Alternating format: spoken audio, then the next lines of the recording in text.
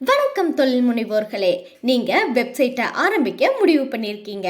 ஆனா உங்களுக்கு ஒரு கேள்வி இருக்கும், ஒரே பக்க வலைத்தளம் போதுமா இல்ல பல பக்கங்கள் தேவைப்படுமா அப்படின்னு. இந்த குழப்பம் ஒவ்வொரு சின்ன தொழில் முதலாளிகளுக்கும் வரும். உண்மை என்னதுன்னா, சில பிசினஸுக்கு ஒரு பக்கமே போதும், ஆனா சில பிசினஸுக்கு 10 பக்கங்கள் தேவைப்படும். இது எதை வச்சு முடிவு பண்றது அப்படின்னா, உங்களோட பிசினஸ் தேவையை வச்சுதான். இந்த வீடியோல ஒரு பேஜ் வெப்சைட்டோட 6 அருமையான நன்மைகள், எப்போ பல பக்கங்கள் தேவைப்படும், எப்படி தொடங்குறது, அதுக்கப்புறம் எப்படி விரிவாக்கம் செய்யறது, இன்ட்ரெஸ்டிங் ஃபேக்ட்ஸ், அப்புறம் ரியல் எக்ஸாம்பிள்ஸ் அப்படின்னு எல்லாத்தையும் பார்க்கலாம் வாங்க. முதல்ல ஒரு பக்க வலைத்தளம் அப்படின்னா என்னன்னு தெரிஞ்சுக்கோங்க. ஒரு நார்மல் வெப்சைட்ல பல பக்கங்கள் இருக்கும். அதாவது home page, about page, service page, product page, black page, content page அப்படின்னு ஒவ்வொன்றும் தனித்தனியாக இருக்கும். ஆனால் ஒன் பேஜ் வெப்சைட்டில் எல்லாமே ஒரே பேஜில் மேலேருந்து கீழே ஸ்க்ரோல் பண்ணுற மாதிரி இருக்கும். மேலே முதல்ல பிராண்ட் நேமும் லோகோவும், அதுக்கப்புறம் எபோட்டஸும், அதுக்கப்புறம் அவங்களோட சர்வீஸ், அப்புறம் அவங்களோட கேலரி, அப்புறம் கடைசியாக அவங்களுக்கான கான்டாக்ட் ஃபார்மும் மேப்பும் இருக்கும். இது ரொம்பவே எளிமையானது. இதுதான் இதோட மெயின் அட்வான்டேஜாக இருக்குது. இப்போ இன்ட்ரெஸ்டிங் ஃபேக்டை பார்ப்போம். உலகத்தில் இருக்க 30% அதிகமான சின்ன பிஸ்னஸ் வெப்சைட் இப்போ ஒரு பேஜில் தான் இருக்கு. அது ஏன்னா வாடிக்கையாளர்கள் அதிக தடவை கிளிக் பண்ணுறத விரும்புறதில்ல. அவங்களுக்கு தகவல்கள் விரைவாக தேவைப்படுது. இப்போ ஸ்மால் பிஸ்னஸுக்கு ஒரு பேஜ் வெப்சைட் ஏன் அருமையான தேர்வாக இருக்கும் அப்படிங்கிறதுக்கான 6 காரணங்களை பார்ப்போவாங்க. முதல்ல, உங்களோட சேவை, தொடர்பு விவரம், புகைப்படம் எல்லாமே ஒரு பக்கத்தில். கஸ்டமர் தனித்தனி பேஜுக்கு போக வேண்டிய அவசியம் இல்லை, எல்லாத்தையும் ஒரே இடத்துல பார்த்துக்கலாம். இதனால குயிக்கா டெசிஷன் எடுத்து ஃபாஸ்டா பர்ச்சேஸ் பண்ணுவாங்க. அடுத்து ரெண்டாவது, பார்க்கறதுக்கு எளிதா இருக்கும். அது மட்டும் இல்லாம வேகமா லோட் ஆகும். இப்போ மல்டி பேஜ் வெப்சைட்டை எடுத்துக்கிட்டோம்னா ஒவ்வொரு பேஜும் லோட் ஆகிறதுக்கு நேரம் எடுக்கும். ஆனா ஒரு பேஜ் வெப்சைட்டு ஒரே ஃபைல் தான், அதனால சீக்கிரமா லோட் ஆயிடும். அப்போ லோடிங் ஸ்பீட் சூப்பர் ஃபாஸ்டா இருக்கும். பேஜ் லோட் ஆகிறதுக்கு ஸ்பீடு 1 செகண்ட் டிலே ஆனாலும் அது கன்வர்ஷன்ல 7% குறையும். வேகமான இணையதளம் தான் அதிக விற்பனைக்கு உதவியா இருக்கும். அடுத்து மூணாவது, அதிகப்படியான மெனுவும் பட்டன்களும் தேவையில்லை. காம்ப்ளெக்ஸ் மெனு கஸ்டமருக்கு கன்ஃபியூஷனை ஏற்படுத்தும். எங்க கிளிக் பண்றது அப்படின்னு தெரியாம அவங்க வெப்சைட்டையே விட்டுட்டு போயிடுவாங்க. ஒரு பக்கம் இணையதளத்துல எளிமையான ஸ்க்ரோலிங்கா இருக்கும், அதனால குழப்பம் இல்லை. அடுத்து நாலாவது, மொபைல் பயனாளர்கள் ஸ்க்ரோல் செய்யறத விரும்புறாங்க. இன்னைக்கு இருக்கிற 70% வெப்சைட் டிராபிக் மொபைல்ல இருந்து தான் வருது. மொபைல்ல மெனுக்களை கிளிக் பண்றது ரொம்பவே கடினம், அதனால ஸ்க்ரோலிங் தான் ஈஸியா இருக்கும். ஒரே ஒரு கட்ட விரல்ல ஒரு ஸ்வைப் தான், எல்லாமே தெரியும். அடுத்து அஞ்சாவது, குறைஞ்ச செலவுல உருவாக்கலாம். மல்டி பேஜ் வெப்சைட்டுக்கு டிசைனர், டெவலப்பர், கண்டென்ட் ரைட்டர் அப்படின்னு நிறைய பேர் தேவைப்படுவாங்க. அதனால காஸ்டும் அதிகமாக இருக்கும். 20,000 இருந்து 50,000 வரைக்கும் செலவாகலாம். ஆனா ஒன் பேஜ் வெப்சைட்டுக்கு 6,000 இருந்து 10,000க்குள்ளேயே முடிச்சிடலாம். இது ஸ்டார்ட் அப்புக்கு பட்ஜெட் ஃப்ரெண்ட்லியா இருக்கும். அடுத்து ஆறாவது, உங்களோட பிசினஸ் இப்பதான் தொடங்குதா, அப்ப ஒரு பக்கம் வலைத்தளம் சரியான தொடக்கமா இருக்கும். முதல் நாள்லயே 20 பேஜ் வெப்சைட் தேவையில்லை. எளிமையா தொடங்குங்க.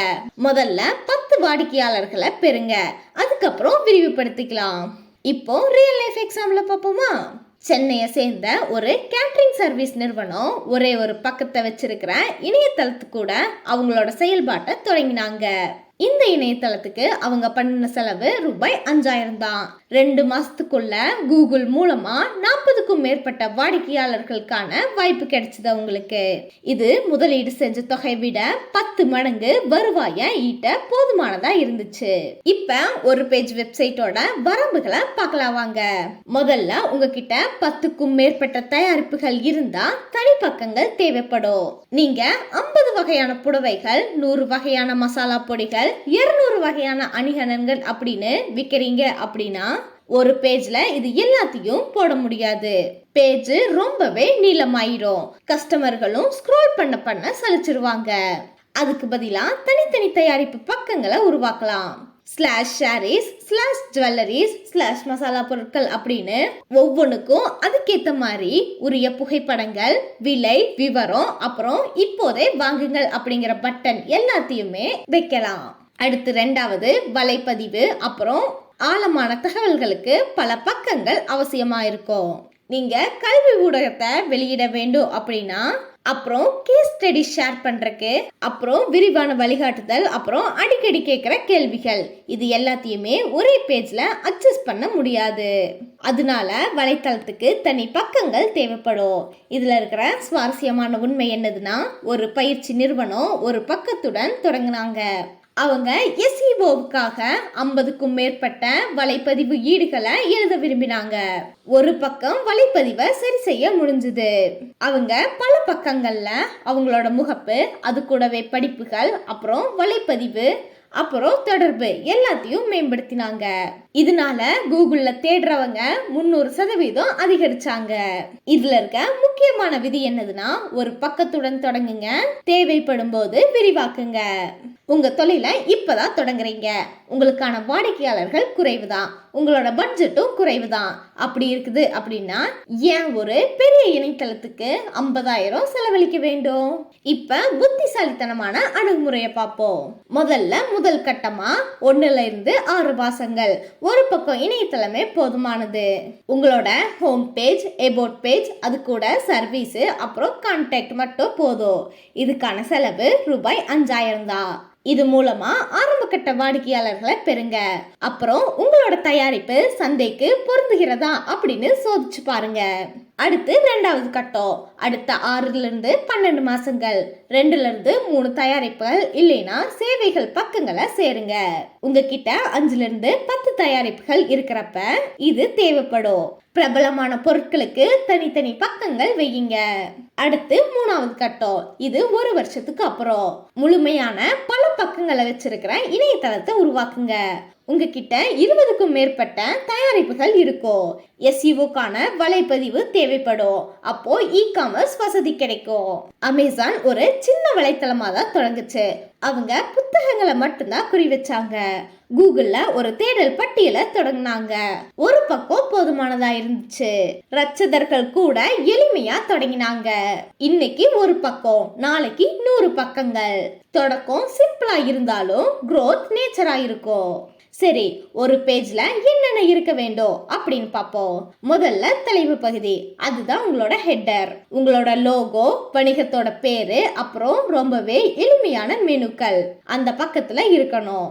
அடுத்து ரெண்டாவது முக்கியமான அறிமுக பகுதி, இதுதான் ஹீரோ செக்ஷன். ஒரு அழகான புகைப்படத்து கூட பெரிய தலைப்பு, கோயம்புத்தூர்ல சிறந்த டிஃபன் சேவை, இந்த மாதிரி வாடிக்கையாளர்கள் பார்த்த உடனேயே இதுதான் எனக்கு தேவை அப்படின்னு உணர்வை ஏற்படுத்துற மாதிரி இருக்கணும். அடுத்து 3வது எங்களை பத்தி, அதாவது about us. 3 இருந்து 4 வாடிக்கையாளர்கள், அப்புறம் நீங்க யாரு, ஏன் இந்த தொழில செய்யறீங்க அப்படிங்கிறதுக்கான விவரம். இத நீண்ட கட்டுரையா எழுத வேண்டாம், சுருக்கமானதாகவும் அதே சமயம் உணர்வு பூர்வமானதாகவும் இருக்கட்டும். அடுத்து 4வது சேவைகள், அப்புறம் தயாரிப்புகள். உங்களோட 3 இருந்து 5 முக்கிய சேவைகளை புகைப்படங்கள் அப்புறம் விலையுடன் பட்டியலிடுங்க.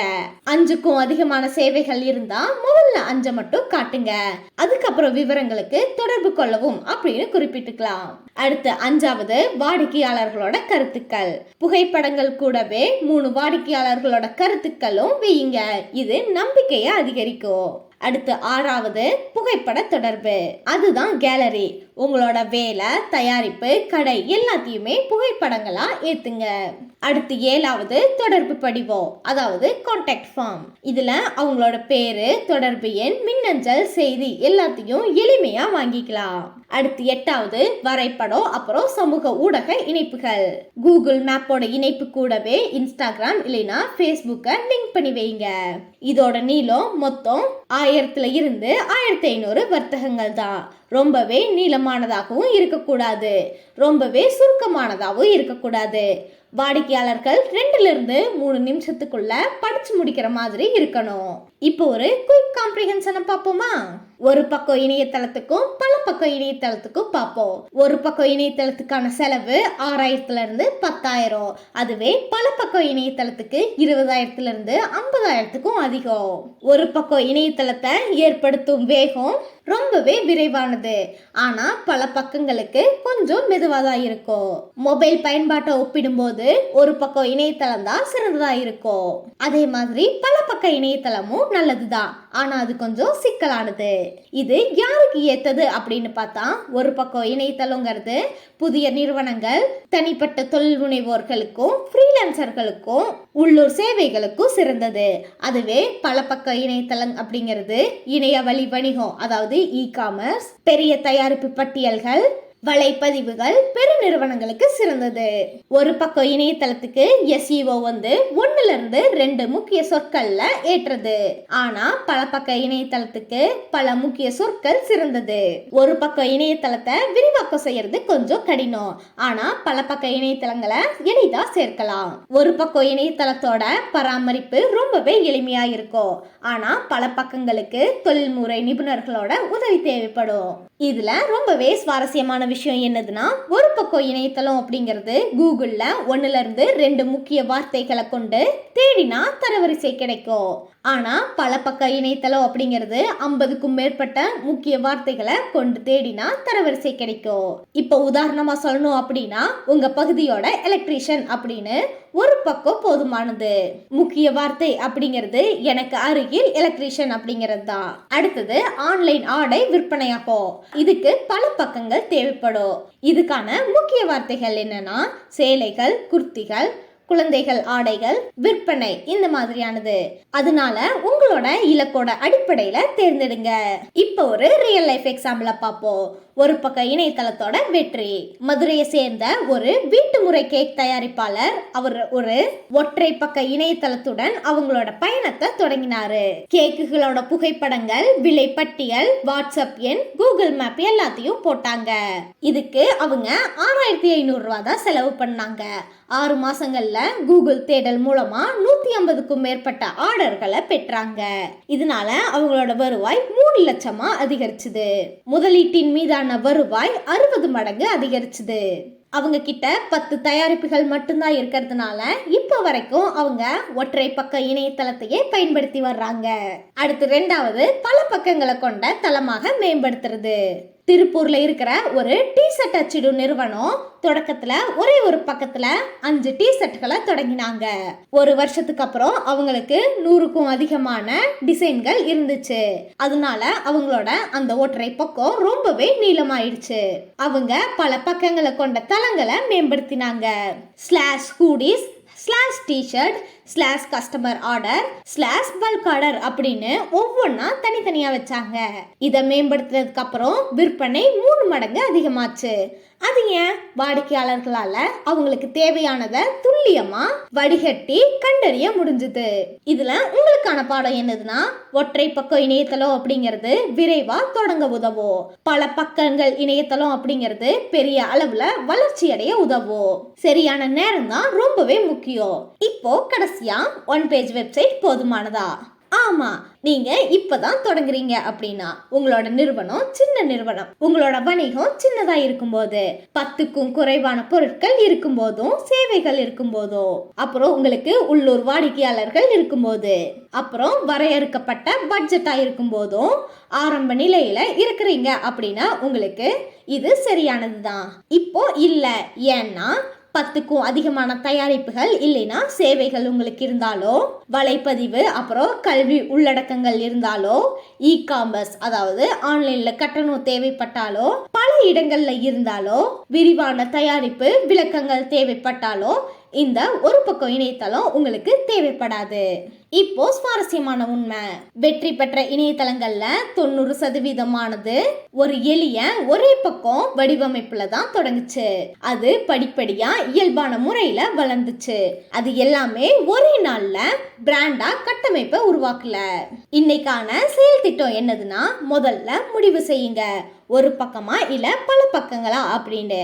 அடுத்து 2வதா ஒரு பக்கம் அப்படின்னு முடிவு பண்ணிட்டா உங்களோட 5 முக்கியமான சேவைகள் இல்லைன்னா தயாரிப்புகளை பட்டியலிடுங்க. ஒரு ஃப்ரீலான்சரை பணியமர்த்துங்க, இல்லைனா விக்ஸ் வேர்ல்ட் பிரஸ் ஆப்பை பயன்படுத்துங்க. அடுத்து 4வது 7 நாட்களுக்குள்ள இணையதளத்தை வெளியிடுங்க. அடுத்து 5வது 6 மாசத்துக்கு அப்புறம் ஆய்வு செய்யுங்க. அதை விரிவுபடுத்துறத பத்தி முடிவெடுங்க. தொடக்க நிலையில ஒரு பக்கமே போதுமானது, ஆனா வளர்ச்சி அடையும் போது 100 பக்கங்கள் தேவைப்படும். அதனால புத்திசாலித்தனமா முடிவெடுங்க. இந்த வீடியோ உங்களுக்கு பிடிச்சிருந்தா தொழில் தொடங்க உங்களோட நண்பர்களுக்கு ஷேர் பண்ணுங்க. நீங்க ஒரு பக்கம் இணையதளம் பயன்படுத்துறீங்களா அப்படிங்கறத பத்தி உங்களோட கருத்தை கமெண்ட் பாக்ஸ்ல சொல்லுங்க. இதே மாதிரி தமிழ் வணிக தொழில்நுட்ப உதவி குறிப்புகளை தெரிஞ்சுக்கிறதுக்கு எங்க சேனலை சப்ஸ்கிரைப் பண்ண மறந்துடாதீங்க. எளிமையான தொடக்கமே பெரிய எதிர்காலத்தை தருவோம். இதே மாதிரி அடுத்த ஒரு வீடியோவில் வந்து சந்திப்போம். நன்றி, வணக்கம்.